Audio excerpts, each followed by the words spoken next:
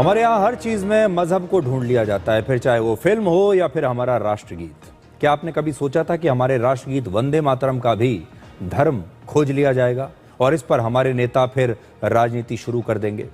अभी हाल ही में संसद में वंदे मातरम पर चर्चा हुई और उस चर्चा के दौरान कुछ ऐसे सांसद थे जिन्होंने वंदे मातरम गाने से इनकार कर दिया। सबसे पहले ये देखिए।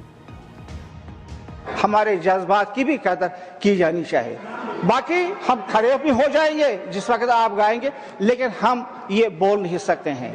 हमारा मैं बताऊंगा क्यों। हमारा ईमान जो है वो सिर्फ एक अल्लाह है और इस्लाम में एक ही चीज है जिससे हम मुसलमान कहलाए जाते हैं, वो है ला इलाहा इल्लल्लाह मुहम्मद रसूलुल्लाह। खुदा एक है और मोहम्मद उसका रसूल है। लेकिन एक मुसलमान को यह भी इजाजत नहीं है कि वो अपने प्रॉफिट के सामने झुके, नहीं झुक सकते हैं प्रॉफिट के। हमारा झुकना जो, हमारा प्रोस्ट्रेट होना जो है वो सिर्फ एक अल्लाह के पास, और किसी के सामने हम झुक नहीं सकते हैं। किसी डीटी के सामने, किसी भगवान के सामने एक मुसलमान नहीं झुक सकता।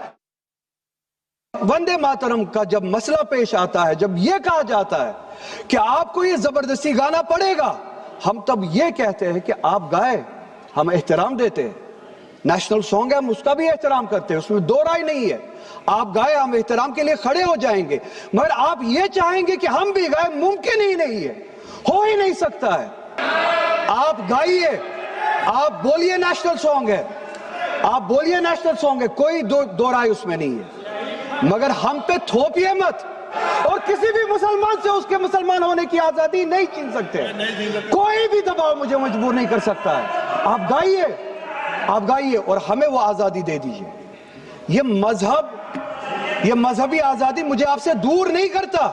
वही मजहब जो मुझे ये कहता है कि लकुम दीनकुम वलिय दीन, आपके लिए आपका दीन, मेरे लिए मेरा दीन। आप पढ़ो वंदे मातरम, मुझे कोई एतराज नहीं है। वंदे मातरम के जो शब्दावली है उसके ऊपर हमारा मजहबी वो है। मैं आपसे नहीं कह सकता कि आप नमाज पढ़ो, मैं आपको कह दूंगा कि नमाज पढ़ो, आप नहीं कह सकता। तो ऐसे ही वंदे मातरम की शब्दावली से आप पढ़िए ना, आप करिए।